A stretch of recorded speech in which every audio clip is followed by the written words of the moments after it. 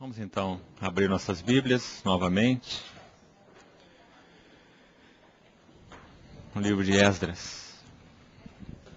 Esdras, capítulo 3.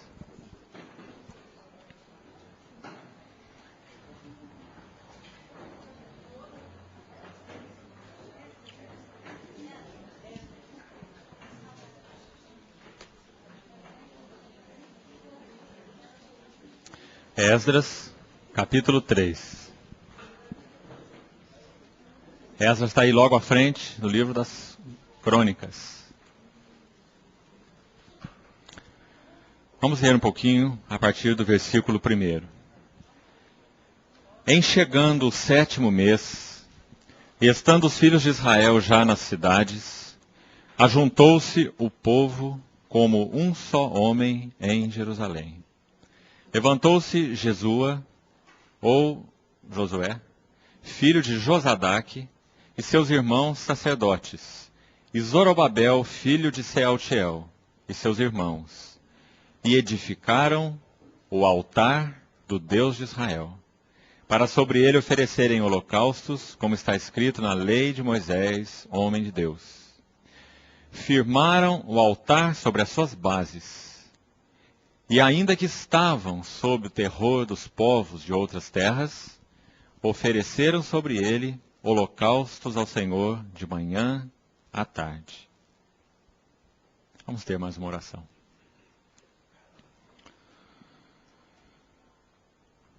Pai, uma vez mais, reunidos aqui como tua igreja, teus filhos, nós elevamos os nossos olhos para ti, porque verdadeiramente esperamos em ti.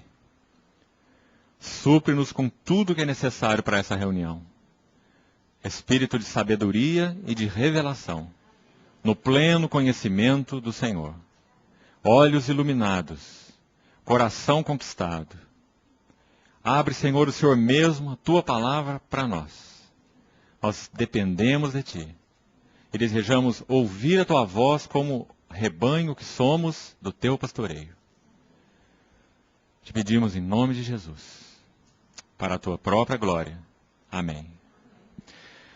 Irmãos, então ontem, enquanto nós começávamos a considerar o que seriam então 3 aspectos, 3 fases da restauração do testemunho do Senhor, nós abrimos então o último capítulo do livro das Crônicas. Você tem aí fácil, quase aí à sua mão, o último capítulo do livro de 2ª Crônicas. E nós vimos que o povo de Israel foi levado cativo para a Babilônia em 3 levas de cativos. Todas elas lideradas por Nabucodonosor. Joaquim, Zedequias. E na Babilônia, apenas para fazer uma retrospectiva rápida, eles tinham liberdade de culto religioso. Eles podiam ler a Torá, cantar os salmos, fazer as suas orações. Eles tinham a possibilidade, obviamente, de se reunir para isso. A ideia das sinagogas nasceu na Babilônia. E como eu disse, então, havia até sinagogas de associações de classe. Eles encontraram prosperidade material em Babilônia, se tornaram prósperos ali, segundo a história, e não tinham então nenhum sequer motivo natural, humano, para deixar Babilônia e fazer uma viagem no ermo, expostos a todo tipo de perigo, para ir para um deserto, uma cidade queimada, muros derrubados, templo destruído, e em Jerusalém nenhuma só casa, conforme o relato de Reis, ficou de pé. Todas as casas foram destruídas em Jerusalém. Eles não tinham nenhum motivo natural, a não ser um só. Motivo que não é natural. Um apego ao nome, à glória e à vontade de Deus. Porque Deus tinha depositado o seu nome muito claramente, desde os dias de Davi, e quem sabe hoje a gente vai examinar um pouco sobre isso, em que o seu nome, a sua vontade, o seu lugar de culto e de adoração estaria centralizado em Jerusalém. Ali a glória de Deus, naquele quartinho secreto, a Shekinah, se manifestaria uma vez ao ano, e o sumo sacerdote, como representante do povo, teria o privilégio de entrar naquele santo dos santos, representando o povo, face a face com a glória de Deus, o sangue na mão, o incenso na outra, expiação, intercessão, e poder então representar o povo na sua comunhão com Deus. Isso deveria ser feito somente em Jerusalém. Lembra da ordenação de Deuteronômio? Todo homem dentre o povo suba para Jerusalém, no mínimo 3 vezes por ano. Festa da Páscoa, festa do Pentecostes, festa dos tabernáculos. Não é? Então, irmãos, quando o Senhor, 100 anos antes, pela boca de Isaías, dá aquela profecia sobre o levantamento de Ciro, persa, vaso gentio, usado pela soberania de Deus para reconduzir o povo para Jerusalém. Ciro é uma figura muito clara de Cristo. Isaías diz: Ciro, o meu ungido, aquele que escolhi. Então ele liberou aquele decreto real para que o povo voltasse para Jerusalém, para edificar a casa de Deus, para a glória de Deus. Então, irmãos, nos nossos dias, nós temos entendido que o caminho da restauração, da glória de Deus, passa pelo despertar de Deus no espírito de alguns. Esses são os primeiros versículos que você encontra no livro de Esdras. Esdras, capítulo 1, versículo 5. Deus despertou o espírito, aí não diz de todos, aí diz de alguns, para retornarem, para edificarem a casa de Deus que está em Jerusalém. Lembrando uma coisa importante. Baseado no decreto de Ciro, eles não eram livres. Mais uma analogia tão preciosa com o Novo Testamento. A palavra de Deus é tão una, né? Na sua revelação, na sua tipologia, na sua alegoria, na sua profecia, na sua história, na sua poesia. Ela é una, não é? Foi escrita por um mesmo autor. Então, quando os irmãos olham essa analogia, os irmãos vão ver que no Novo Testamento a mesma coisa. Paulo diz assim em Coríntios, que o Senhor Jesus morreu por nós. Não para que nós pudéssemos simplesmente ser perdoados e viver a nossa vida. Mas Ele morreu por todos, para que os que vivem não vivam mais para si mesmos, mas para aquele que por eles morreu e ressuscitou. Da mesma maneira, Ciro, quando libera esse decreto real, esse povo não se tornou livre. Eles até mesmo pagavam tributos para o reino da Pérsia, né? Mas eles foram liberados por Ciro com um propósito. Qual era o propósito? Suba, verso 5, e edifique a casa de Deus que está em Jerusalém. Esse é o propósito do nosso chamamento celestial. Nós somos chamados em Cristo Jesus, nosso Ciro celestial, para subirmos e edificar a casa de Deus, para vivermos para Ele e para a sua glória. E todas as vezes que vivemos para Ele, nós vivemos para o seu propósito. Quando nós tocamos o coração do nosso Cristo, nós vemos algo lá. Nós não vivemos para aquele algo, não. Nós vivemos para Ele.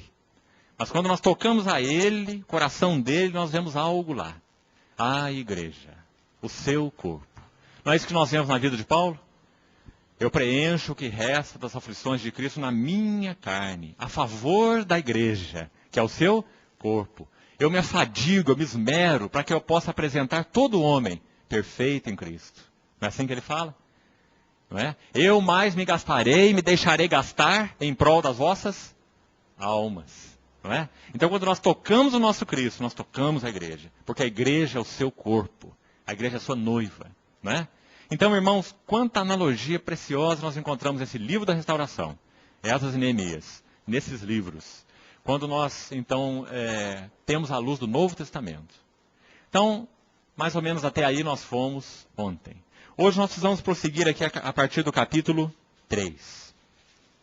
Nós precisamos ficar muito claros que a maneira da restauração de Deus é completamente diferente da maneira de restauração do homem. Como nós vimos ontem, todos nós, não importa em que contexto religioso possamos viver, vamos usar essa palavra, mas nós temos um molde para a casa de Deus. A casa de Deus deve ser assim, a casa de Deus deve funcionar assim, a casa de Deus deve ter essa ou aquela estrutura, a melhor maneira de culto é esta, a melhor maneira de edificar a igreja é essa, não falta livros aí para te ajudar, a melhor maneira de edificar a igreja, né? Mas, irmãos, a igreja não tem molde. Quem foi feito baseado num molde foi o bezerro de ouro.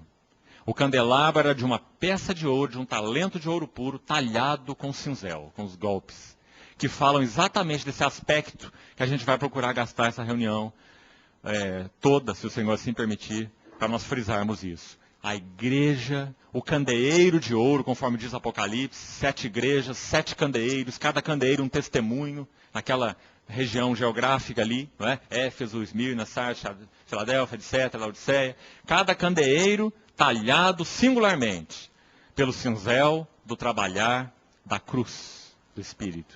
Então, irmãos, há uma linha que nós precisamos pegar aqui. Porque senão nas nossas vidas fica como que um hiato.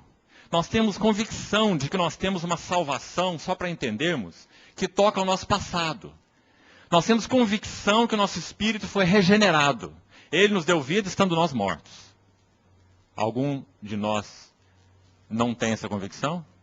Se não temos, não somos salvos, não é? Ele vos deu vida, estando vós mortos. Nosso espírito foi regenerado. Nós já passamos da morte para a vida. Isso toca, digamos que a nossa salvação passada. Agora, irmãos, nós também somos na nossa salvação futura. Algum de nós tem dúvida que a igreja vai ser arrebatada para o encontro com o seu Senhor? Não importa quando, como, que período, isso é uma outra história. Mas será que ela vai estar com o seu Senhor? Que nós seremos corpos transformados, iremos contemplá-lo face a face, servi-lo, adorá-lo, ter nas nossas frontes escrito o nome dele, conhecê-lo por cada dia eterno, por toda a eternidade sem fim, explorando as riquezas inesgotáveis do nosso Cristo? Porque mesmo que redimidos, nós ainda seremos criaturas, e criaturas são limitadas, e não podem dissecar o Criador. Então nós estaremos conhecendo o nosso Cristo. Esse vai ser o objetivo da eternidade. Esse é o objetivo da nossa vida hoje. Não é? Se o nosso Senhor Jesus é um estranho para nós hoje, ele será um estranho para nós naquele dia. Então, o trabalhar do Espírito é exatamente nos levar a essa união com Cristo. E a vida eterna é esta, que te conheçam a ti. Conheçam a ti, o único Deus verdadeiro, na face de Jesus Cristo, não é? E é Jesus Cristo a quem enviaste. Então, irmãos, nós não temos dúvidas quanto ao aspecto passado da salvação e quanto ao aspecto futuro da salvação. Mas nós temos problema aqui no meio. Qual é o aspecto presente da salvação? É isso que a Bíblia chama, e aqui a palavra de Deus então aponta para nós o caminho claro, para a nossa santificação, o caminho da cruz. Então que nós possamos hoje gastar um tempo em torno desse assunto, para que nós não fiquemos com esse hiato. Fui salvo no passado, eu estou convicto, a minha salvação é irrevogável, não pode ser perdida, porque não foi feita por mim, foi feita por Ele. Fui salvo pela graça, justificado pela graça por meio da fé. Aguardo a vinda do Redentor. E o que nós fazemos hoje? Ou o que Deus está fazendo hoje? O que Deus está desejando hoje?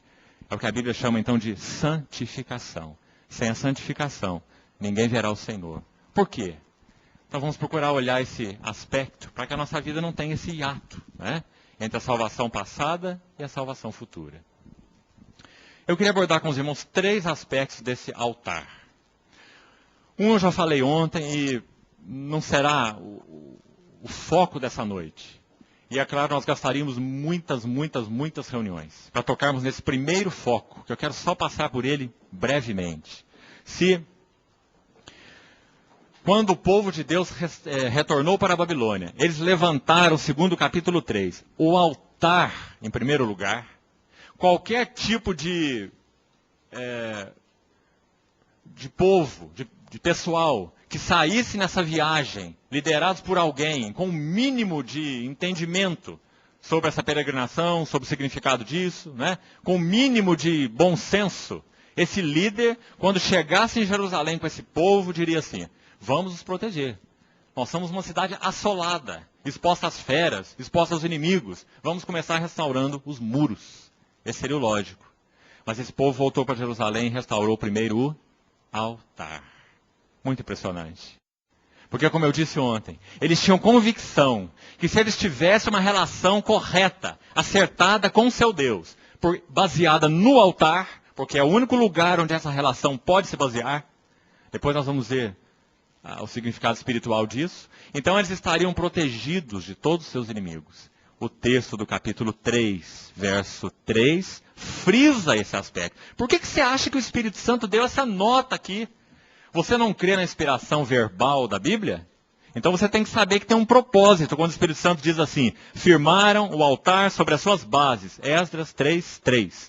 E ainda que estavam sob o terror dos outros povos. Você acha que essa frase foi posta à toa aí? É para que nós vejamos que aquele povo, com a sua relação acertada com Deus, eles não precisavam temer o terror dos outros povos. Irmãos, há um tipo de ensino no meio do evangelho de hoje que é diabocêntrico, não é? Parece que nós estamos num campo de batalha, nós precisamos aí do nosso vencedor celestial, Jesus, para que nós abramos o peito, então entremos no reino do diabo e conquistemos o reino dele. Mas a Bíblia diz que esse reino é um reino absolutamente vencido pelo nosso vencedor. E segundo Efésios 6, a nossa única posição é manter terreno. Nós não temos nada para conquistar. Tudo ele já conquistou. Efésios 6 diz assim, permanecer firmes. Depois de teres vencido tudo, permanecer inabaláveis. Estai, pois, firmes, cingindo-vos, e descreve toda aquela armadura. Capacete, a couraça, sandálias, etc. Não é? Então esse terreno já foi absolutamente conquistado. Eu tenho nas mãos as chaves da morte e do inferno. Então hoje, irmãos, os nossos olhos se voltam para Cristo, para habitar nele, para permanecer nele. Porque resistir ao diabo e ele fugirá de vós. É um reino vencido. Então, quanto engano há, né, no meio desse cristianismo de hoje com relação a esses assuntos. E quanto precisamos retornar à palavra. Até na tipologia nós estamos vendo isso. Não é? Então, irmãos, o capítulo 3 de Esdras, no versículo 3, diz que ainda que estavam sob o terror dos povos, ofereceram holocausto ao Senhor. Sacrifícios. Muito importante. 3 aspectos do altar que nós precisamos abordar. Primeiro lugar, já vimos ontem, o altar no Velho Testamento sempre tipifica a cruz no Novo Testamento. Algum de nós tem dúvida disso? O altar no Velho Testamento é a figura da cruz. É ali que os sacrifícios são oferecidos. Aquele sangue oferecido ali representa, é tipológico, representa o sangue do nosso Senhor Jesus, que foi oferecido na cruz do Calvário. Então, irmãos, a primeira e mais fundamental lição para nós tirarmos aqui é que se a igreja de Deus, a casa de Deus, ela não tem os olhos fixos na glória da pessoa e glória da obra de Cristo, no que se refere à experiência, os irmãos me entendam bem aqui, para que não deturpem o que está sendo falado. Na prática, na experiência, nós deixamos de viver como igreja. Na prática e na experiência, nós perdemos a realidade espiritual da igreja. Nós podemos ficar com a realidade nominal, mas nós perdemos a realidade espiritual. Porque a igreja tem um só foco, um só centro. O nosso Cristo. Então, o primeiro aspecto de Esdras 3:3, o altar. A expiação objetiva consumada na cruz do Calvário. Irmãos, esse é um assunto inesgotável. Nós estaremos aqui até a nossa morte ou até que o Senhor venha. Nadando na praia. Felizes, né? Como crianças. Praia maravilhosa, mas nadando na praia. Porque as riquezas de Cristo são insondáveis. Não é? O grande apóstolo Paulo, arrebatado até o terceiro céu, que ouviu coisas inefáveis, que não é lícito ao homem referir. Quando ele fala sobre essas revelações do Senhor, ele se vê perdido. Não é? E quando chega então no livro de Efésios, ele diz assim, eu fui enviado, menor de todos os santos, para pregar o evangelho das insondáveis riquezas de Cristo. Não é? Então, irmãos, o altar, em primeiro lugar, nós temos que começar por aí, fala do valor, do significado, da glória da pessoa de Cristo e da obra de Cristo. Pessoa e obra andam juntos. Eu decidi nada saber entre vós, senão há Cristo, pessoa, e este crucificado. A cruz sem Cristo é vazia. E Cristo sem a cruz não é Cristo. Quando você lê o livro de Lucas, há 7 menções em Lucas, que diz que o Senhor Jesus demonstrava no semblante uma intrépida resolução de ir para Jerusalém.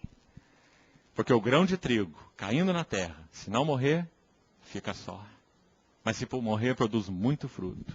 Ele poderia ter curado enfermos, expulsado demônios, restaurado a saúde de diversas formas, e todos após a sua morte iriam sadios, entre aspas, para o inferno.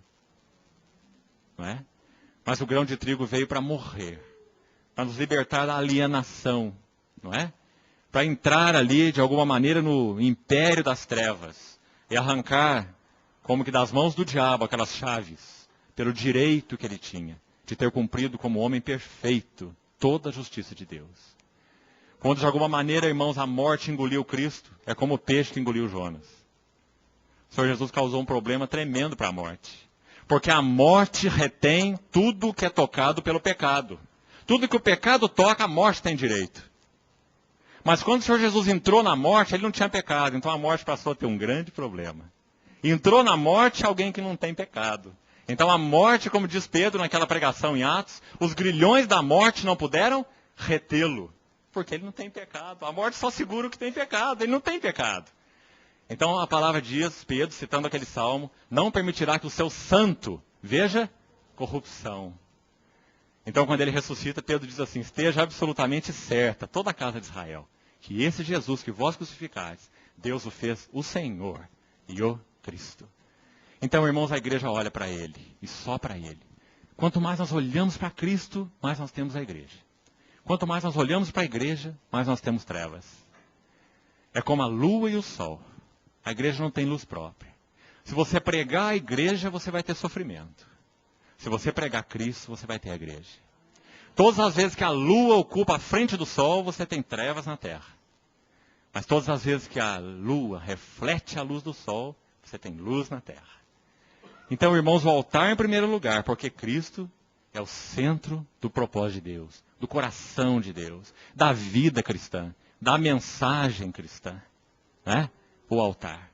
Então, esse assunto tão inesgotável, tão tremendo, quem sabe no domingo, se o Senhor permitir, nas 3 reuniões de domingo lá no templo, nós poderemos estar enfocando mais nas glórias de Cristo nesse aspecto. Mas hoje nós precisamos avançar para o segundo aspecto, porque nós estamos colocando ênfase no nosso contexto aqui, que estamos examinando, o contexto, a ênfase na casa de Deus e não no Deus da casa propriamente. Nós estamos falando da casa de Deus, não é? Então vamos olhar o lado subjetivo da cruz. O lado objetivo, então, é a obra de Cristo. Aquele lugar que ele pisou sozinho. A pessoa gloriosa que fez uma obra gloriosa. Então agora vamos vir para cá. O lado subjetivo da cruz. Nós vamos entender então que para que nós tenhamos a realidade espiritual da igreja, nós não precisamos só da obra de Cristo realizada na cruz do Calvário. Essa obra foi perfeita, ela é intocável. Mas nós precisamos de algo mais. Não porque a obra foi imperfeita. Cuidado com o entendimento, irmãos. Nós precisamos que a partir dessa obra perfeita e consumada, algo seja realizado em nós. A obra é perfeita, mas nós somos imperfeitos. Então há um trabalho da cruz a ser realizado em nós. Então vamos dar uma olhada nesse trabalho da cruz. Irmãos, eu creio que em primeiro lugar, nós precisamos compreender que a Bíblia traça de uma maneira muito clara o que nós podemos chamar de caminho da cruz. O Senhor Jesus disse assim, para aqueles que já pertenciam a Ele.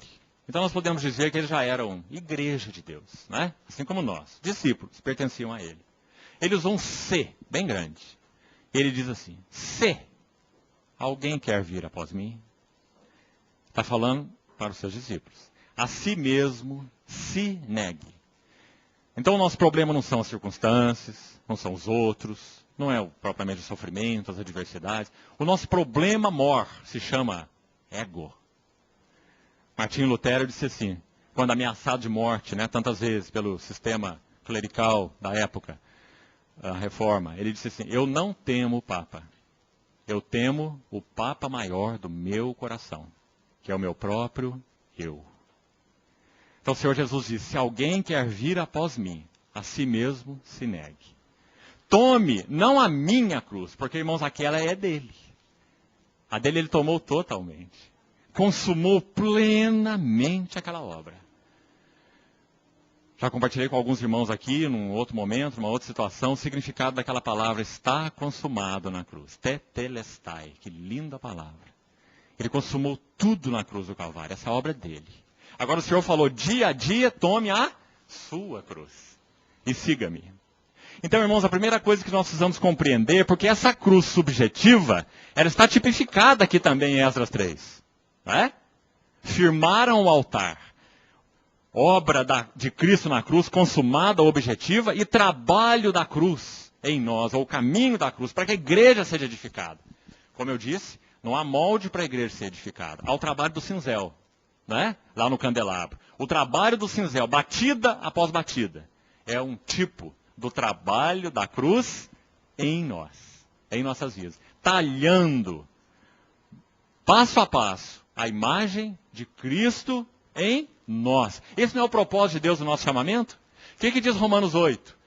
Aqueles que de antemão conheceu, lá na eternidade, também os predestinou, para quê? Para serem, olha aí, conformados, trabalho do cinzel. O cinzel na barra de ouro, moldando o candelabro. Conformados à imagem do seu Filho. Para que ele seja, ele que é o unigênito de Deus. Agora porque como grão unigênito, único grão de Deus, santo, perfeito, foi semeado na terra, para que o Pai pudesse produzir agora muitos grãos, muitas famílias de filhos. Hebreus 2:10 diz que ele está conduzindo muitos filhos à glória. Hebreus 2, versículo 10. Não é? Então, irmãos, o propósito de Deus é esse, conformar os muitos grãos à imagem do grão, do seu Filho.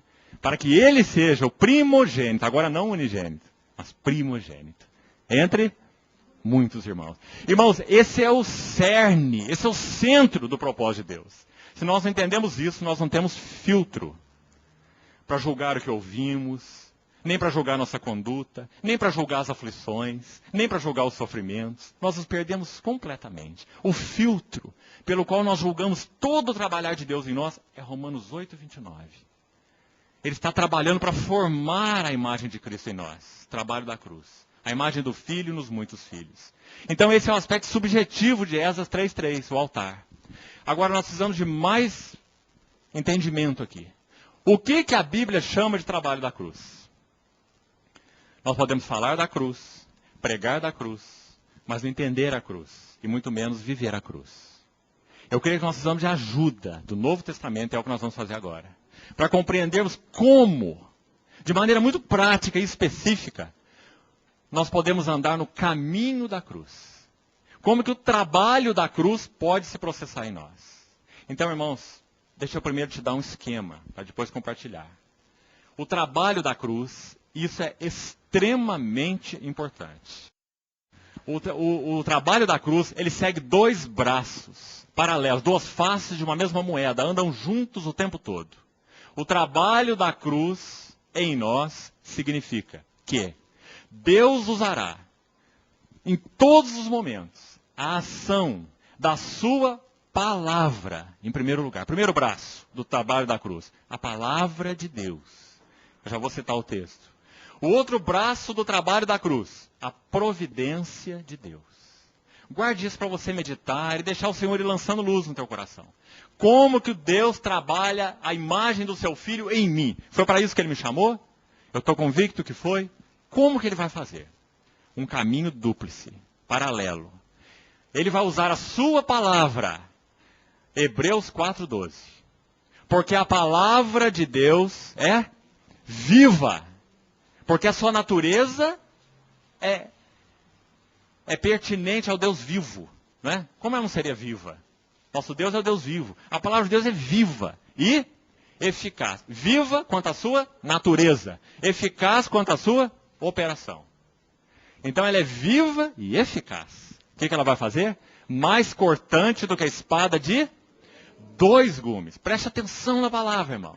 2 gumes. Sabe por quê? Todas as vezes que você recebe a palavra de Deus, quando Ele fala ao seu coração, essa espada está entrando em você. Depois a gente vai seguir o versículo, dividindo alma e espírito. Mas vamos devagar. Todas as vezes que essa espada entra, 2 gumes entram. Sabe quais são? Um gume opera a morte. O outro gume opera a ressurreição. Efésios capítulo 4 diz assim: despojando-vos do velho homem, o gume da morte. Renovados no espírito do vosso entendimento. Efésios 4, 22, 23 e 24. Quanto ao trato passado, vos despojeis do velho homem, que se corrompe segundo as concupiscências do engano. Enganoso é o coração mais do que todas as coisas, desesperadamente corrupto. quem o conhecerá? Então, quando a palavra de Deus fala a nós, esse primeiro gume é o gume da morte. Visa nos despojar do ego, da carne, das cobiças, das paixões, das ambições, dos falsos motivos, dos falsos alvos, não é? Da soberba, e etc, etc, etc. Tanto lixo que há em nós, não é? Mas a palavra de Deus é viva e eficaz. Ela vai fazer esse trabalho. Quando Deus nos comprou, Ele não comprou um palácio, não é? Ele comprou um terreno baldio. Mas pela sua graça, Ele Ele tirou o lixo. Ele abriu as valas. Ele está lançando os alicerces. Chamando pedras vivas. Aparando as arestas. Porque pedra desengonçada, pontuda, não tem jeito de ser edificada sobre outra. E não para em cima de ninguém. Não é? Você pode até tentar subir em cima do ombro do irmão, mas você não para em cima dele. Você tem muita aresta. Não é? Muito pontudo, muito desengonçado. O trabalho da cruz não está fazendo a obra na sua vida. Não é? Então você não pode ser ajustado a ninguém. Se não morrer, fica só. Os irmãos estão vendo a seriedade do caminho da cruz? Irmãos, nós precisamos fazer uma opção. Nós queremos morrer ou nós queremos ficar só? Nós queremos ser edificados como casa de Deus, como testemunho de Deus, ou nós queremos ficar só? Deixar de participar dessa realidade espiritual. Então, nós somos trabalhados dentro desse gume da morte em primeiro lugar, que despoja, espada afiada de 2 gumes. Quanto ao trato passado, vos despojeis do velho homem que se corrompe segundo as concupiscências do engano. Verso 22, Efésios 4, 22. Verso 23, e vos renoveis no espírito da vossa mente. É um termo muito interessante. Paulo não usa esse termo em nenhum outro lugar das suas epístolas, não aparece em nenhum outro lugar do Novo Testamento. É termo único no Novo Testamento. Ele significa espírito da mente. É muito interessante. Nós sabemos o que é espírito, nós sabemos o que é mente, mas o que será que é espírito da mente? Paulo diz que nós precisamos ser renovados no princípio que governa a nossa maneira de pensar. Sabe por quê, irmãos? Quando nós nascemos de novo, nós somos cristãos regenerados, mas com mente velha. Nascidos de novo no espírito, mas com mente velha. Vontade velha, emoções velhas. Nós nos alegramos com o que não dá alegria para Deus. Nós desejamos o que Deus não deseja. Nós pensamos o que Deus não pensa. Ou isso não é verdade? Só eu que sou assim. Sou um ET. Paulo em Colossenses 3, ele diz assim, para os cristãos, para nós, pensai nas coisas lá do alto onde Cristo vivia, porque é possível nós não pensarmos. Não é? Você não tinha mandado pensar. Em Romanos 12 ele diz, transformai-vos pela renovação da nossa mente. Se a mente não precisasse ser renovada, não precisava de transformação. Não é? Então nós somos cristãos, homens novos com mente velha. É aí que entra o trabalho da cruz. A palavra de Deus é viva e eficaz e mais cortante. Ela vai entrar em nós e vai mostrar a mente velha. O coração enganoso, que ninguém pode dissecar. Jeremias 17, 9. Quem o conhecerá? Impossível para nós. Não há capacidade de introspecção que possa nos mostrar o nosso coração. Nós somos tão tolos nesse caminho da introspecção. Achamos que nós podemos colocar o termômetro aqui o dia inteiro e ficar tirando nossa temperatura espiritual.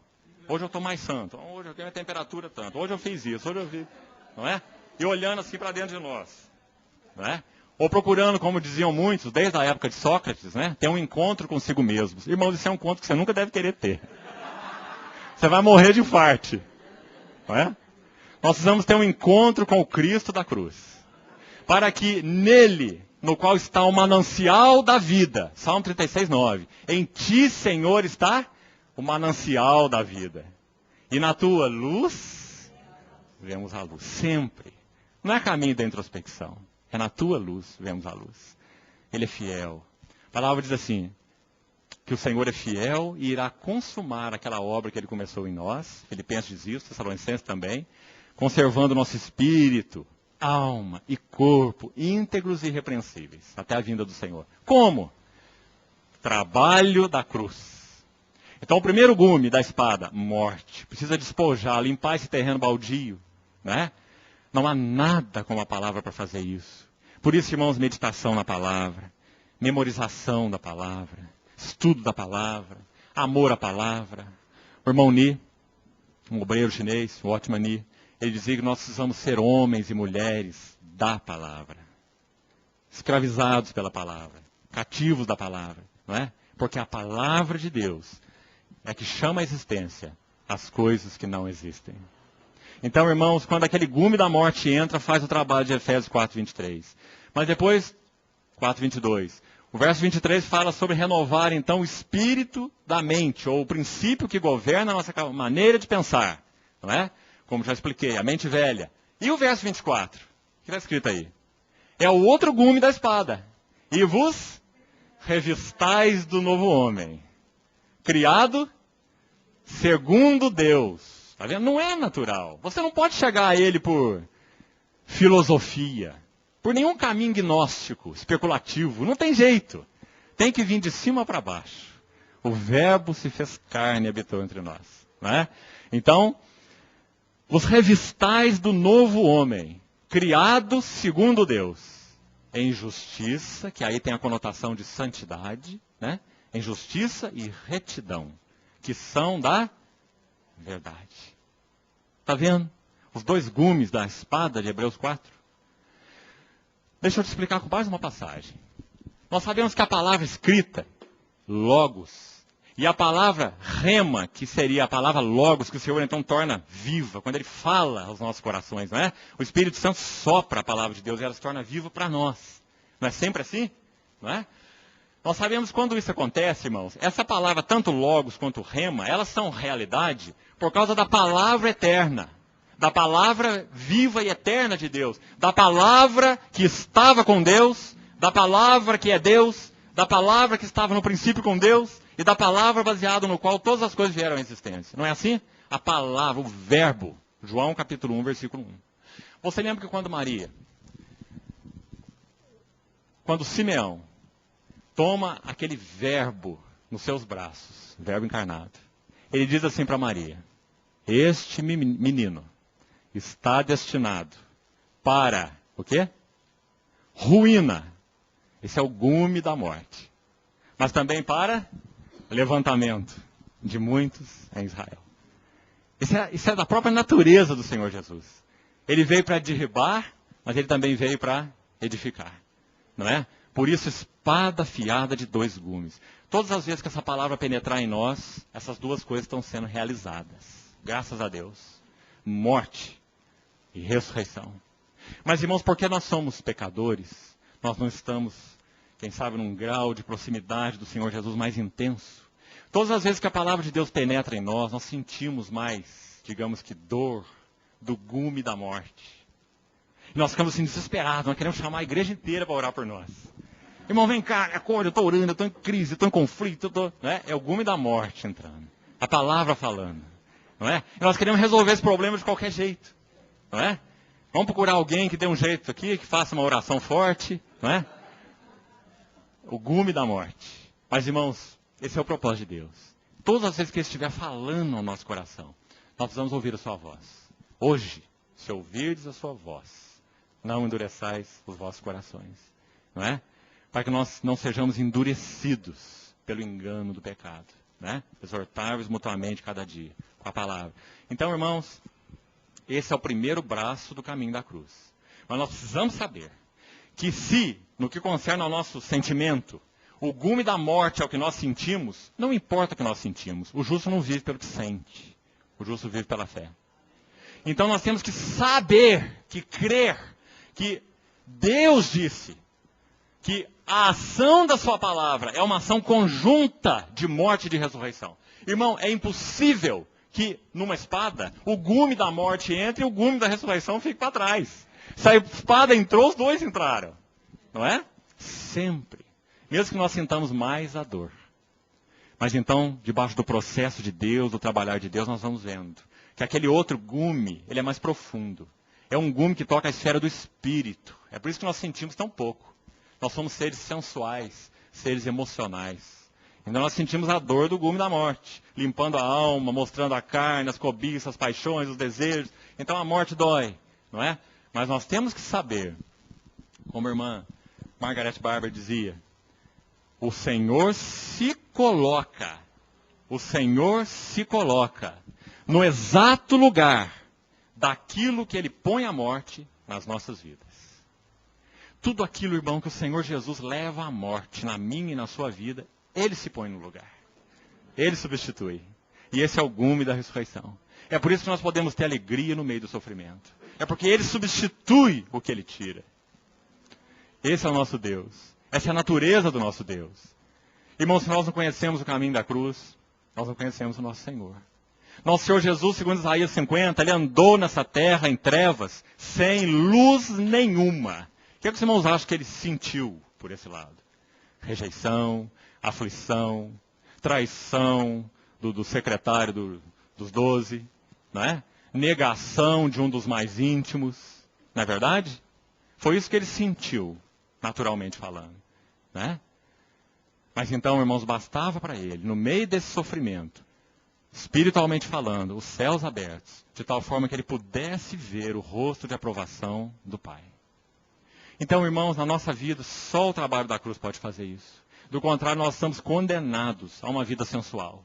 Vou andar pelo que quero, pelo que gosto, no tempo que eu quero, do jeito que eu quero, e quem quiser se adaptar a mim, que se adapte. Não é? E como a igreja de Deus pode ser edificada? Então, irmãos, o caminho da cruz não é uma opção. O caminho da cruz é o único caminho para a edificação da igreja.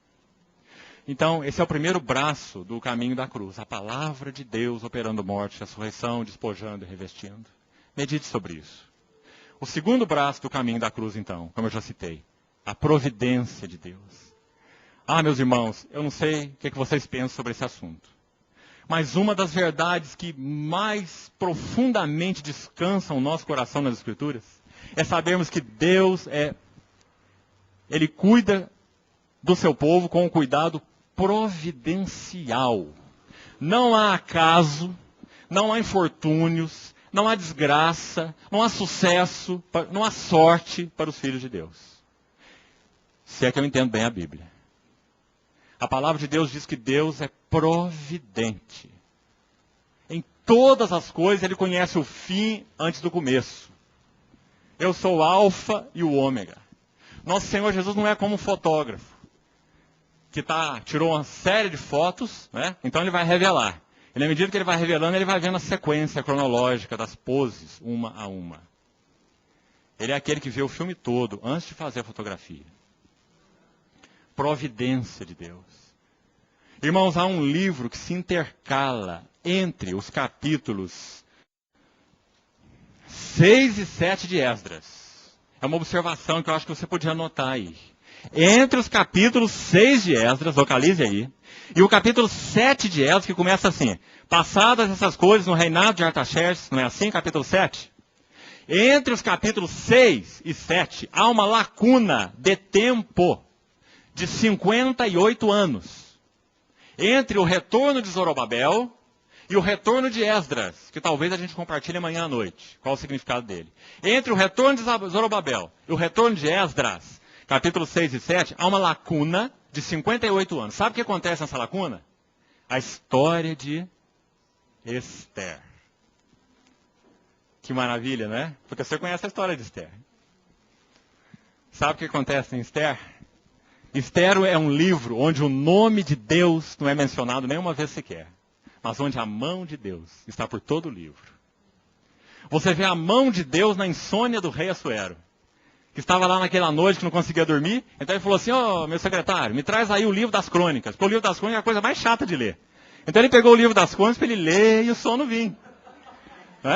É só olhar lá em Esther, você vai ver. Ele pediu o livro das crônicas, dos reis que já tinham passado. O rei fez isso, o rei fez aquilo, o rei fez aquilo outro. Não é? Eu estou com uma insônia tremenda. Manda aí o livro das crônicas.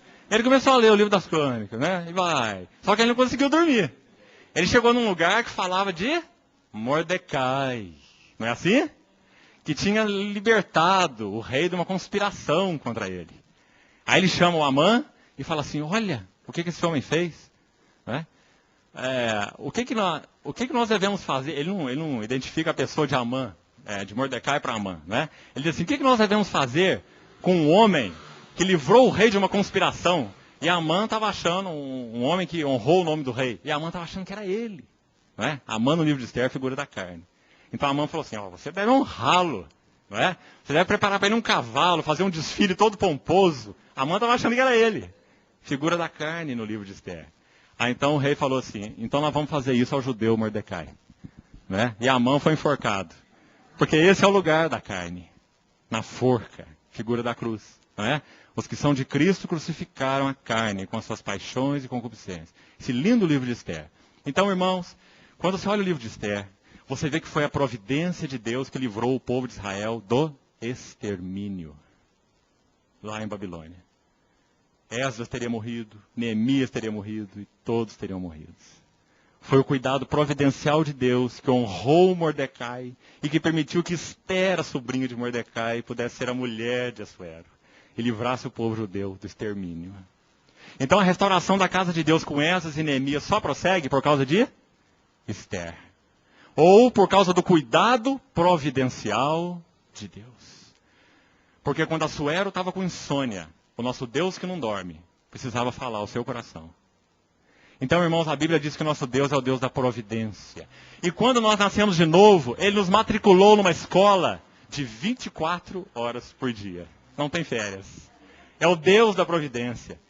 Tudo o que Ele faz visa conduzir o seu coração mais perto dEle. O problema é que nós não entendemos a mensagem.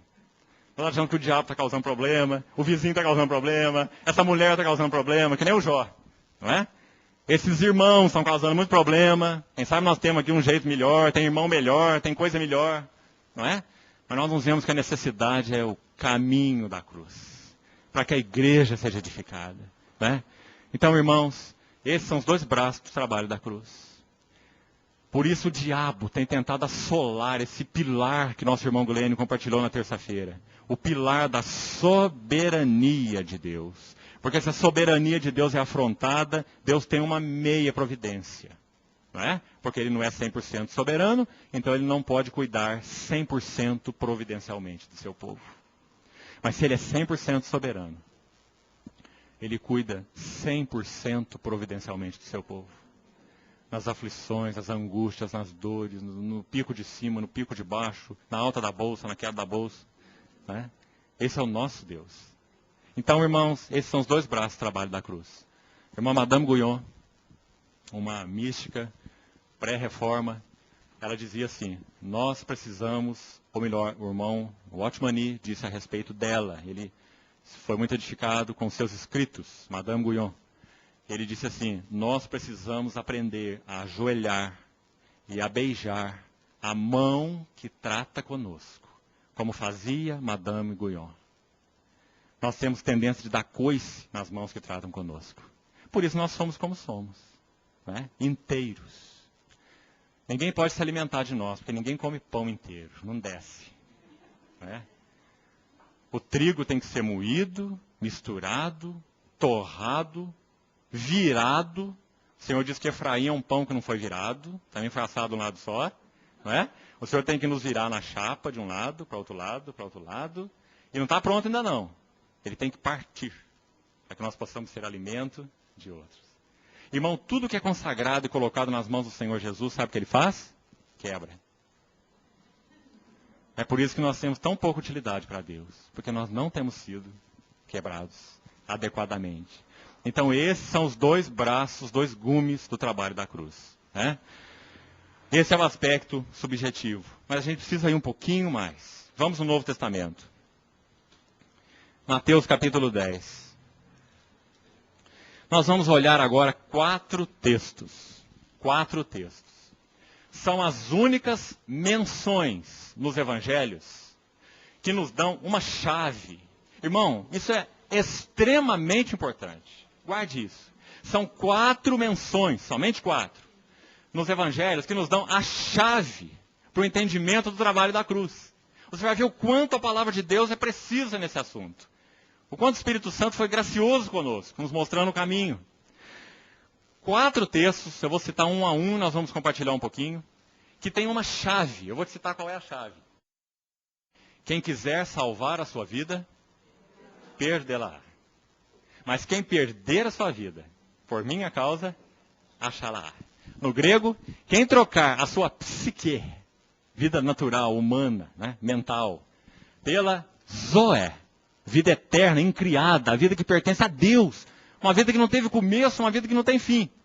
Quem trocar a sua Quem salvar a sua psique, perderá Zoé.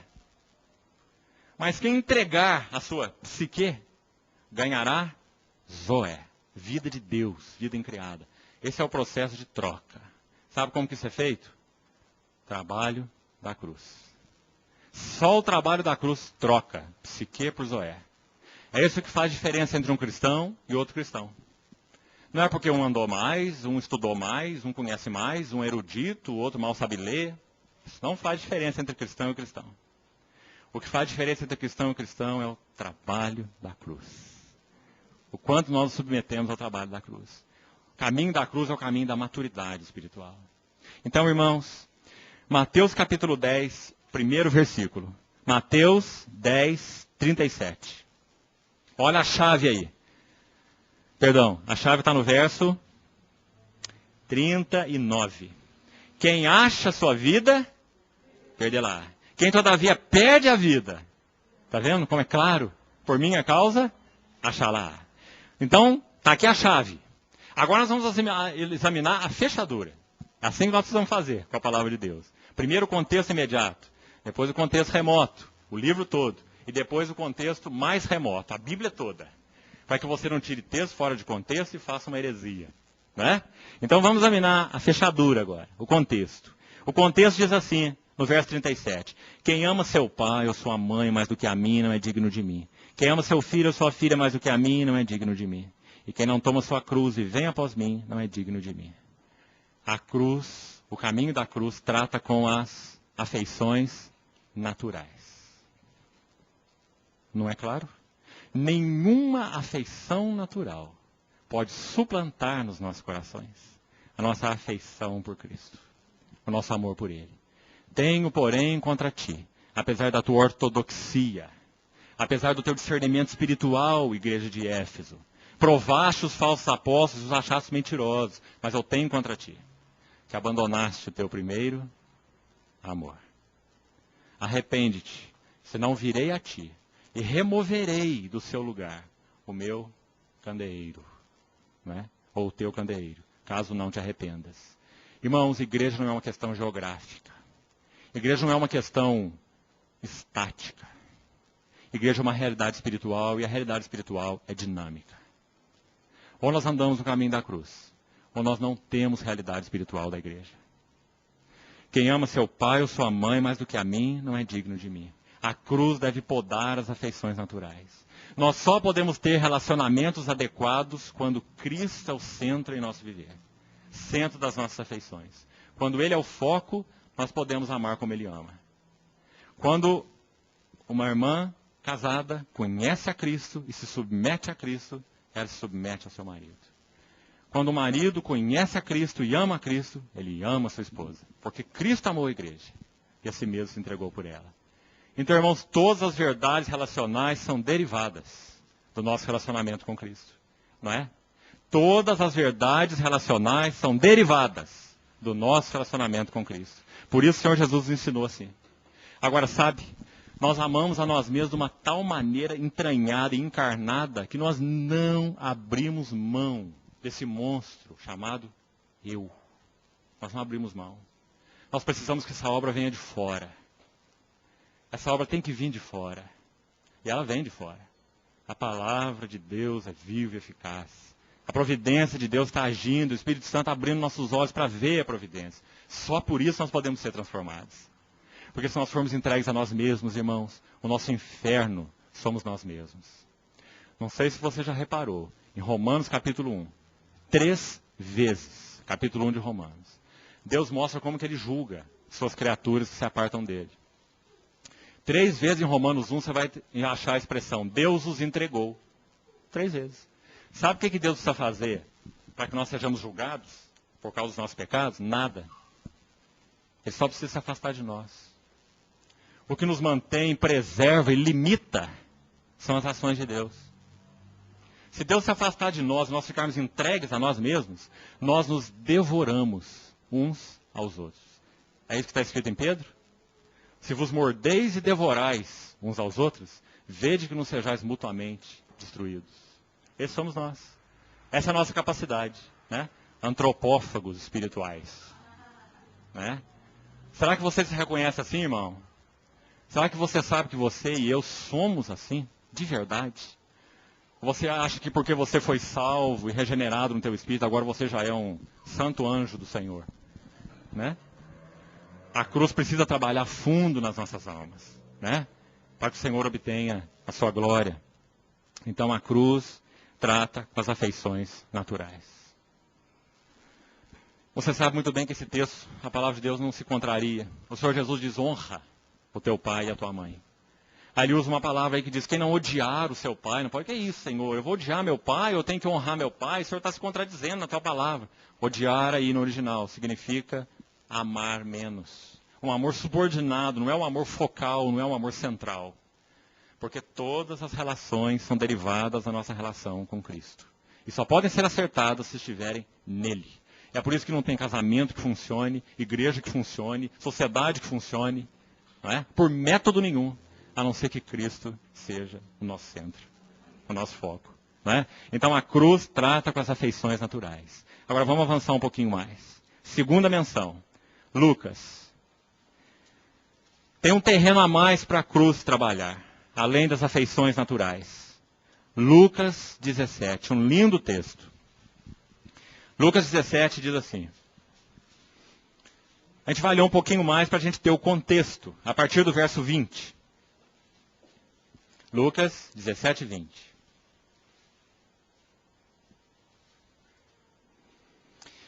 Interrogado pelos fariseus sobre quando viria o reino de Deus, Jesus lhe respondeu: não vem o reino de Deus com visível aparência. Nem dirão ele aqui, ou lá está, porque o reino de Deus está dentro em vós. A seguir dirigir-se aos discípulos: virá o tempo em que desejareis ver um dos dias do Filho do Homem, não o vereis. E dirão, ele aqui, ou lá está, não vades, nem o sigais. Porque assim como o relâmpago fuzilando brilha de uma a outra extremidade do céu, assim será no seu dia o Filho do Homem. Mas importa que primeiro ele padeça. Essa é a cruz dele. Ele padeça muitas coisas e seja rejeitado por essa geração. Assim como foi nos dias de Noé, será também nos dias do Filho do Homem. Comiam, bebiam, casavam e davam-se em casamento. Não tem nenhum erro em nenhuma dessas coisas. Todas elas são lícitas, não é?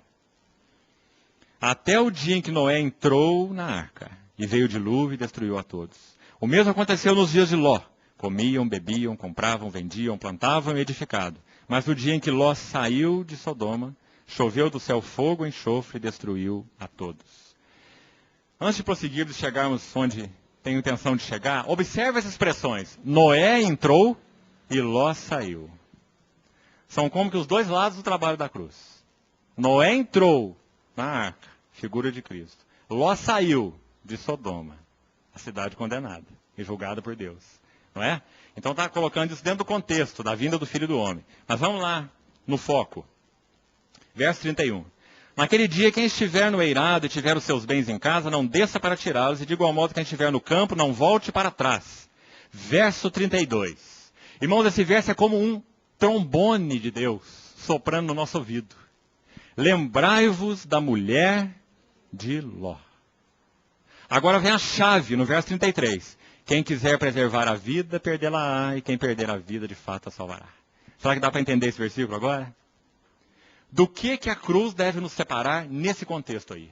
Em Mateus 10, das afeições naturais. Em Lucas 17, a cruz, o trabalho da cruz, é a única possibilidade de sermos apartados do amor ao mundo. Lembrai-vos da mulher de Ló. O Senhor tirou de Ló, daquele lugar, a mulher de Ló, e quando ela subiu aquela campina, ela olhou para trás. Porque lá estava o que ela amava. O amor ao mundo. Né? Só o trabalho da cruz pode nos livrar do amor ao mundo. Se alguém amar o mundo, o amor do Pai não está nele. 1 João capítulo 2. Só o trabalho da cruz pode fazer isso em nós. Por isso nós precisamos da palavra viva de Deus. Estarmos com os nossos olhos abertos para esse trabalho providencial de Deus. Ele quer nos mudar de vasilha em vasilha. Não é? Irmãos, o mundo exteriormente e a carne interiormente em nós são dois inimigos espirituais que operam como a chave e a fechadura. A carne e o mundo. Os dois giram juntos, que é uma maravilha. Não é? Um apela para o outro. Nós só podemos ser livrados desse caminho pelo trabalho da cruz. Então, segundo foco do trabalhar da cruz, o amor ao mundo. Graças a Deus.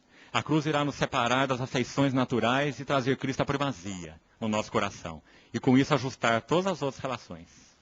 Como diz Efésios. A cruz vai nos separar do amor ao mundo. E nós podemos viver no mundo sem pertencermos ao mundo. Nós podemos testemunhar ao mundo, João 17. Eu os santifiquei e os enviei ao mundo. Eles não são do mundo, como também eu não sou. Santifica-os na tua. Primeiro braço do trabalho da cruz, a palavra. É a palavra que nos livra do amor ao mundo. Não é? Então, segunda menção. Vamos para a terceira menção. Mateus capítulo 16. Mateus capítulo 16, versículo 21. Desde esse tempo, o Senhor Jesus não falou com seus discípulos as verdades sobre Ele mesmo, de forma mais profunda e clara, e as verdades sobre a igreja, a não ser quando os discípulos foram alvos da revelação direta do Pai. Quando o Pai que o enviou abriu os olhos dos seus discípulos, no caso veio através de Pedro, ele pôde dizer, tu és o Cristo. Não é? Então a partir daí diz a palavra, desde esse tempo, eu queria que você visse isso, irmão. Desde esse tempo. Quando ele foi revelado, então, como sendo o Cristo, pelo Pai a Pedro, o Filho do Deus vivo. Então, imediatamente, o Senhor Jesus dá a revelação, que é a contraparte. Também eu te digo que tu és uma pedra. E sobre essa rocha, Cristo, Ele mesmo, eu edificarei a minha igreja. Então, quando Pedro viu Cristo, Cristo revelou a igreja. É sempre assim que funciona. E a partir daí, há uma outra revelação que se segue. A cruz, Cristo, a igreja, a cruz e o reino. Nessa ordem. Mateus 16, 4 revelações. Então, no versículo 21 diz, desde esse tempo, começou Jesus Cristo a mostrar aos seus discípulos que lhe era necessário, olha o caminho da cruz aí, seguir para Jerusalém, sofrer muitas coisas e etc. Verso 22, e Pedro, chamando-o à parte, começou a reprová-lo, dizendo o quê? Tem compaixão de ti, Senhor, isso de modo algum te acontecerá. Os irmãos sabem que, na verdade, o que Pedro está dizendo é, tem compaixão de nós, Senhor. Não é? Porque se o mestre deles ia à cruz, para onde que eles iam? Não é? Se o capitão vai para a forca, para onde que vão os súditos? Né? Então, o coração ego de Pedro está fazendo um clamor, que o nosso também faz, 24 horas por dia. Autopiedade. Só o caminho da cruz pode nos apartar da autopiedade. Irmãos, olhem como eu estou sofrendo. Olhem como meu vale é palmilhado de lágrimas. Como meu caminho está difícil. Deus é bondoso para com todos, mas não é bondoso para comigo. Caminho de Jó. Deus abre a porta para todos os santos, mas fecha a porta para mim. Deus é um desmancha-prazer, não é? E uma visão distorcida, tão distorcida, do caráter do nosso Deus. Se você olhar os capítulos centrais de Jó, centrais, 29, 30 e 31. Se quiser, você anote para depois meditar. Jó 29, Jó 30, Jó 31. Sabe o que Jó faz nesses 3 capítulos? No capítulo 29, ele se auto-justifica. No capítulo 30, ele tem autopiedade. E no capítulo 31, ele se auto-glorifica. Ele se auto-justifica, ele tem autopiedade e ele se auto-glorifica. Como Deus, o Senhor pode me tratar assim? Nenhuma viúva passou fome na minha porta, nunca deixei de acudir um órfão, nunca fez isso. E lá no início do livro tem um testemunho de Deus sobre ele, dizendo que era verdade. Ele chama a atenção do diabo e diz assim, olha lá o meu servo Jó, não há ninguém na terra semelhante a ele. 5 testemunhos. Homem justo, íntegro, reto, temente a Deus e que se desvia do mal. Ele não tinha nenhum problema com esse assunto de justiça. Ele era um homem justo. A questão é que era um homem justo que gravitava em torno da sua própria justiça. A sua justiça era o seu fundamento. Ele se apoiava nesse fundamento, justiça própria. Então, quando o Senhor usa em Jó 42, 41, a figura daqueles 2 animais, o hipopótamo e o crocodilo, ele está comparando Jó àqueles animais. Ele está falando assim, Jó, chamando a atenção de Jó, olha o hipopótamo que eu criei contigo. Você já notou aquela expressão lá? Muito interessante, não é? Como é que criou o hipopótamo junto com Jó? Ele não criou, ele criou lá no Éden, tá certo? Mas ali diz, Jó, eu criei o hipopótamo junto contigo. Ele quer fazer uma analogia. Ele está falando, olha lá para os ossos dele. Os ossos dele são como tubos de bronze. Né? O Todo-Poderoso o proveu de espada. Talvez a figura ali seja do rinoceronte, talvez. Né? A palavra diz, o Todo-Poderoso o proveu de espada, como se referindo àquele chifre do rinoceronte. Não é? Então, ele está mostrando que Jó se apoiava na sua própria força, na sua própria estrutura justa. Não é? E depois ele olha para o crocodilo e fala assim, Jó, olha o crocodilo. Alguém pode meter o anzol no seu nariz? Ele está comparando Jó ao crocodilo. Dizendo, alguém pode fazer uma lança atravessar a sua couraça? Ele fala assim, a sua couraça é como que dobrada, a couraça do crocodilo, né? Ela é dobrada, ele é encouraçado. E ele diz assim, entre as suas escamas não penetra nem o ar. Texto de Jó 41. Isso é figura de falta de quebrantamento. Não há ninguém que podia penetrar aquela couraça de crocodilo de Jó, porque ele é justo, ele é reto, ele é temente a Deus, ele se desvia do mal, ele é íntegro. Deus que falou isso, ninguém menos do que Deus. Quem que podia apanhar esse crocodilão? Só Deus. O que ele queria fazer com Jó? A vida cristã é helicoidal. Deus falou com Jó de um redemoinho. Porque o que Deus queria fazer com Jó estava tipificado no redemoinho. Ele queria tirar Jó de um nível e elevar Jó para um outro nível. Né? Porque a vida cristã é assim. 70 setes. Né? Você cumpre um 7, aí você sobe para outro 7, e depois para outro 7, de glória em glória, na sua própria imagem, como diz Coríntios. Então ele queria elevar Jó de nível. Né? E a única maneira de nós sermos elevados de glória em glória é o caminho da cruz. Sem cruz não há glória. Né? Foi assim com o nosso Senhor, é assim conosco. Então, irmãos, a cruz tem que nos separar da autopiedade. E ela faz isso, mediante então a operação da palavra e a operação providencial de Deus. Deus vai sim colocar pessoas do seu lado que despertem em você aflições. Desperte em você sofrimento. Porque quando aflições e sofrimentos são despertados, nós voltamos para nós e temos autopiedade. Não é? Como eu tenho sofrido? Casei com a pessoa errada. Né? E por aí vai. Estou com o patrão errado. Né? Morando no país errado. Estou com o salário errado. Né?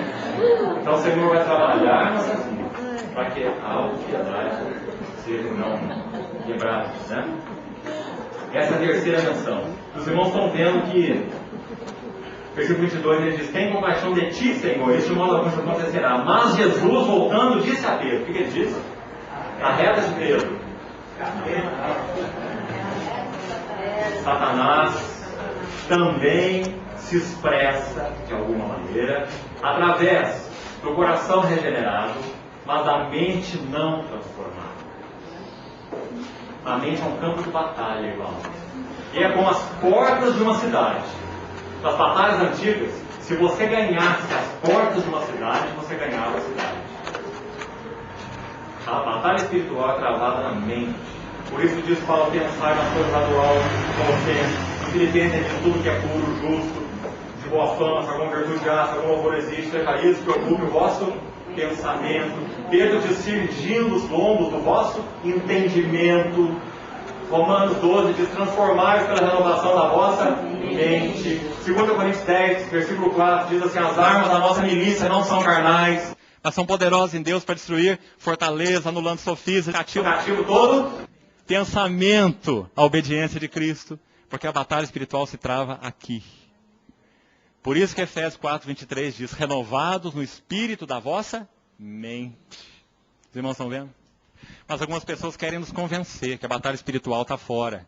Demônios territoriais, mapeamento celestial.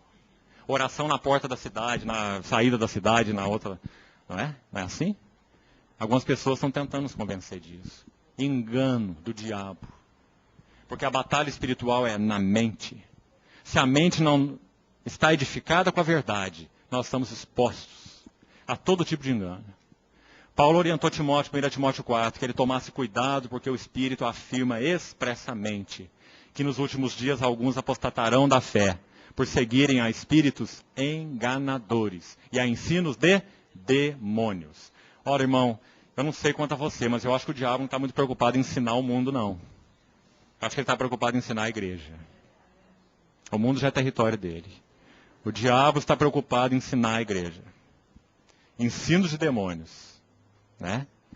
Então, quanto cuidado nós temos que ter com esse assunto. Arreda-te, Satanás. Tu és para mim pedra de tropeço, escândalo. Porque não cogitas, olha aí, mente, cogitar, pensar. Não cogita. Ele está dizendo, Pedro, você não tem a mente do Pai. Você tem a mente dos homens. Tão claro. Não é? E depois no verso seguinte você vai ver a chave que eu coloquei. É a chave para todos os textos. Quem quiser perder a sua vida, ele começa a ler assim, meu sinégue, toma sua cruz, não é? Aí o verso 25. Quem quiser salvar a sua vida, perdê-la. Quem perder sua vida, achará. Está vendo a chave? A troca de novo. Psique por Zoé. Como que essa troca opera? Caminho da cruz. Nesse contexto, o que tem que ser trocado? A nossa autopiedade. Agora falta uma menção, para nós então terminarmos por hoje. João capítulo 12. João capítulo 12. Vamos ler a partir do verso 20.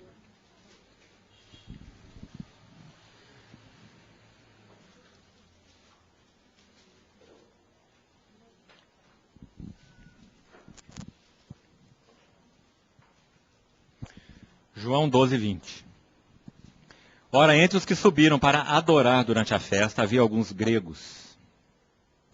Estes, pois, se dirigiram a Filipe, que era de Betsaida da Galiléia, e lhe rogaram, Senhor, queremos ver a Jesus. Filipe foi dizê-lo a André. E André e Filipe o comunicaram a Jesus. Respondeu-lhes Jesus, é chegada a hora de ser glorificado o Filho do Homem. Em verdade vos digo, se o grão de trigo caindo na terra não morrer, fica só. Mas se morrer, produz muito fruto. Quem ama sua vida perde, mas aquele que odeia sua vida neste mundo, preservá-la-á para a vida eterna. Se alguém me serve, siga-me, e onde eu estou, ali estará também o meu servo. Essa expressão onde eu estou, muito significativa em João. Capítulo 1, verso 18, você vai ver a primeira menção dessa frase.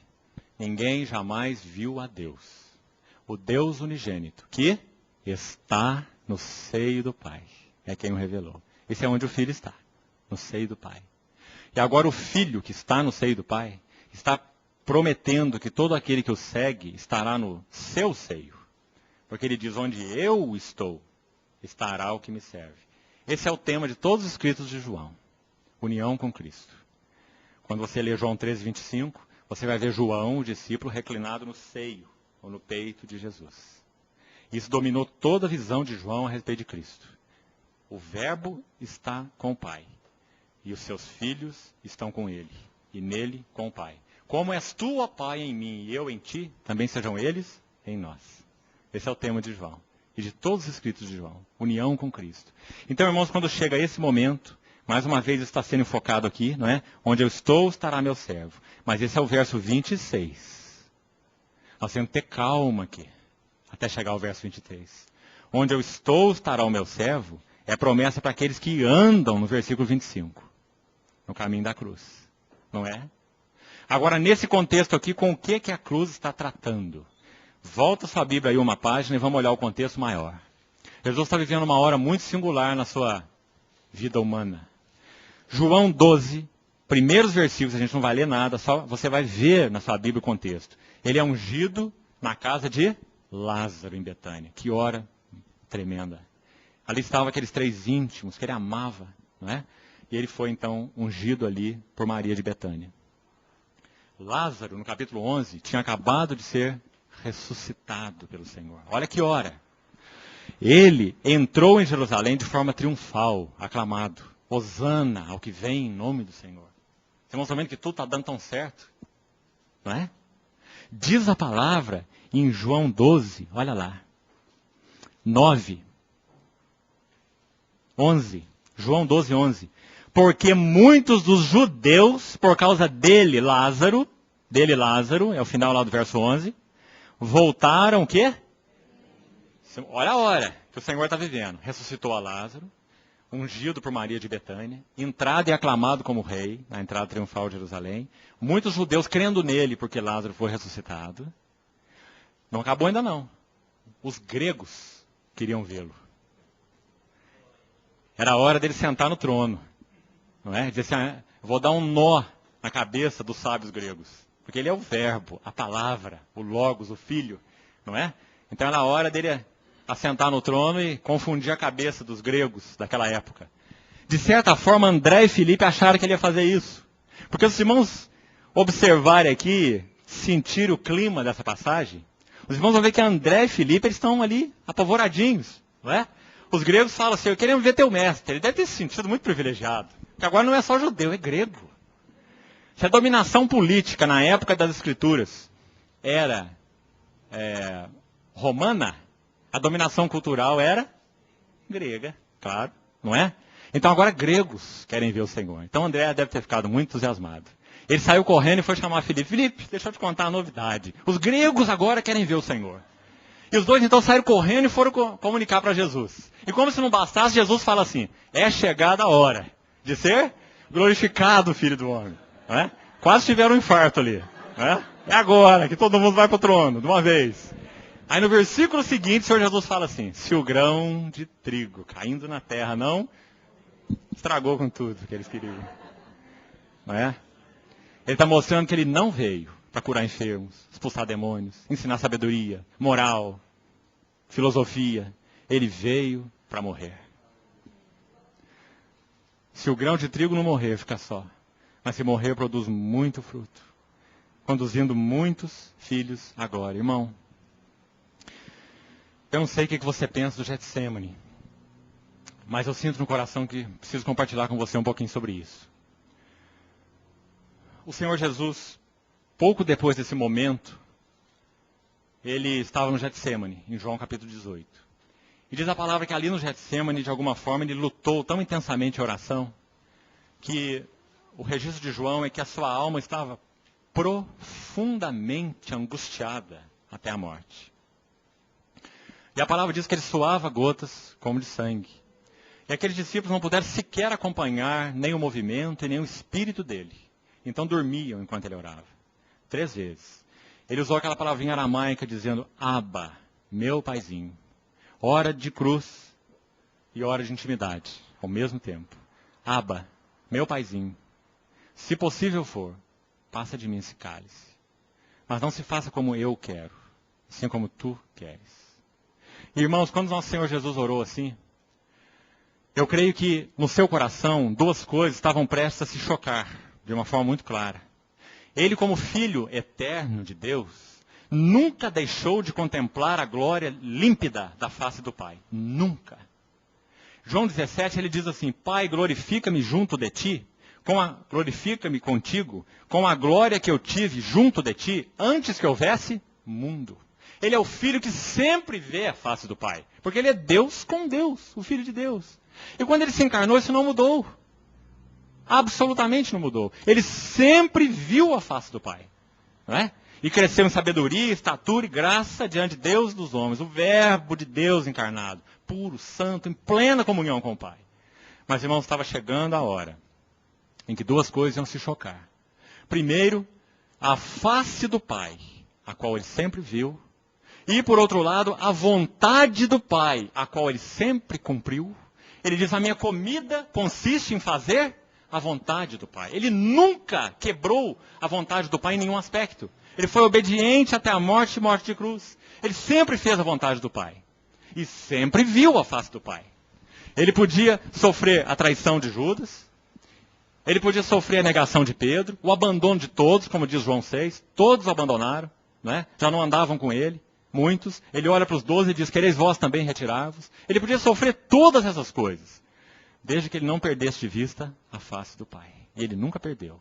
Mas, irmão, estava chegando um momento que, para que o Filho pudesse cumprir a vontade do Pai, que é conduzir muitos filhos a glória.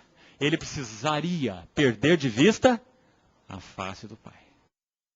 Então, as duas coisas que sempre andaram juntas na vida dele, a face gloriosa do Pai e a vontade do Pai, plenamente em harmonia, agora iriam se chocar. E na cruz, então, elas se chocaram. E ele perdeu de vista a face do Pai. Deus meu, por que me desamparaste? Isso não é força de expressão. O verbo encarnado de Deus está entrando na alienação do pecado, debaixo da ira de Deus e do abandono, por causa do nosso pecado. Por isso, na oração, ele diz, não se faça a minha vontade, sim a tua vontade. Ele se firmou na vontade do Pai, mesmo que isso implicasse em perder de vista a face do Pai. E foi isso que aconteceu na cruz. Deus meu, por que me desamparaste? Irmãos, esse é o preço da nossa redenção. Ele entrou na alienação para que nós chegássemos à comunhão. Ele assumiu a nossa culpa para que nós pudéssemos ser reconciliados. O justo pelos injustos, para nos conduzir a Deus. Então, irmãos, nesse momento, o Senhor Jesus está mostrando aos seus discípulos que isso era necessário. Ele estava ensinando o caminho para eles, que isso também era necessário, de uma forma, é claro, secundária, mas para eles também. A cruz nos separa da glória pessoal. Ou nós andamos no caminho da cruz, ou nós buscamos a glória pessoal. As duas coisas não podem andar juntas. Ou nós estamos edificando o nosso nome, a nossa estrutura, ou fazemos o nosso trabalho, ou nós estamos edificando o reino de Deus e a casa de Deus. Ou nós estamos talhando o nosso molde, ou nós estamos cooperando pelo Espírito e com a palavra para se talhar o candelabro. Irmão, o Senhor nos ajude. A cruz deve nos separar das afeições naturais, do amor ao mundo, da autopiedade e da glória pessoal, para que Cristo realmente recupere seu testemunho em nós. Agora, irmãos, essas coisas, elas nos fazem miseráveis. Então, quando nós falamos de trabalho da cruz, às vezes, como já falei no início, nós vemos só o lado sombrio. Não se esqueça que a cruz tem dois lados. A espada tem dois gumes. A face sombria e a face luminosa da cruz. Se há uma sexta-feira de trevas, há uma manhã de ressurreição. O nosso Senhor chamou para andar nesse caminho com Ele. Nós somos escravos enquanto achamos que somos livres. Esse lema liberdade, autonomia, tem feito muito mal para a nossa geração humana desde há muitos séculos. Desde o iluminismo, né? Como movimento filosófico. Isso tem lançado uma semente falsa no coração dos homens. Né? Nós somos escravos exatamente dessas coisas. Escravos das afeições, escravos da glória pessoal, escravos de nós mesmos, da autopiedade, né? Escravos do amor ao mundo. Só a cruz pode nos livrar. Libertar de, mas também libertar para Ele. O Senhor nos ajude a compreender isso com mais clareza. Irmãos, esse é o aspecto subjetivo do altar. Por isso o altar é restaurado na casa de Deus em primeiríssimo lugar. Porque nós precisamos estar vendo a glória da pessoa e da obra de Cristo e nos submetendo ao trabalho da cruz em nós. Do contrário, não há igreja. Se você ver o próximo passo em Esdras 3, você vai ver que é o lançamento dos alicerces do templo. Não há alicerces sem o altar. Nós temos um ajuntamento de pessoas, mas não temos nem alicerce, que dirá uma casa. Porque não temos a realidade espiritual do altar. Então que o Senhor nos chame a atenção para esse caminho. Amém. Vamos orar. Pai, nós queremos te pedir juntos, como igreja reunida aqui, que o Senhor verdadeiramente fortaleça a nossa convicção a respeito do caminho da cruz. Mostra-nos, Senhor, a centralidade do caminho da cruz para a edificação da igreja. Ajuda-nos, Senhor, e supre-nos para podermos andar nele. Que a palavra da cruz não seja para nós um ensino, mas seja para nós uma mensagem viva. E que o caminho da cruz não seja para nós uma opção, mas seja o caminho no qual temos realmente conhecido o Senhor. Senhor, supre o teu povo nessa noite, com o entendimento espiritual a respeito da palavra. Só o Senhor pode fazer isso. Ministra ao nosso espírito, Senhor, não apenas à nossa mente. Convence-nos. Convence-nos do nosso cativeiro, da nossa servidão. E convence-nos, Senhor, de que o Senhor verdadeiramente nos libertou e está trabalhando em nós de uma tal maneira para que possamos verdadeiramente ser livres. Porque fomos libertos pelo Filho do seu amor. Ajuda-nos a compreender esse caminho e a andar nele. Supre-nos. Mantém-nos fiéis. Ajuda-nos, Senhor. Tem misericórdia de nós. Resgata o teu testemunho nesses tempos do fim, Senhor. Muito obrigado, porque o Senhor tem sido fiel. E tem, pela tua bondade, arrebanhado os nossos corações. Congregado teu povo em torno de ti mesmo. Prossegue firmemente, Senhor. Dá-nos capacidade para pagarmos os preços que tivermos que pagar. Ajuda-nos a calcular esse custo em ti. E sermos fiéis ao que o Senhor tem ministrado ao nosso coração. Muito obrigado, Pai. Em nome de Jesus. Amém. Amém. Obrigado, irmãos.